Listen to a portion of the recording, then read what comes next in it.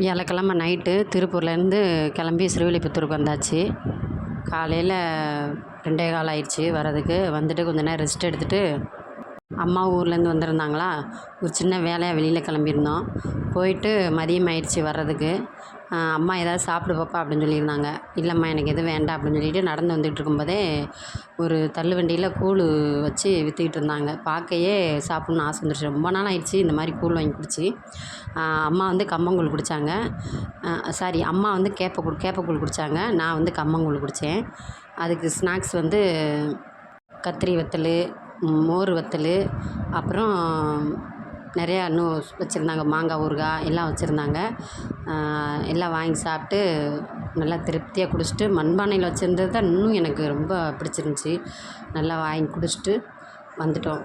இந்த வெயில் டயத்தில் உடம்பு குளிர்ச்சிக்கு கூழ் குடிக்கிறது அவ்வளோ இனிமையாக இருக்குது.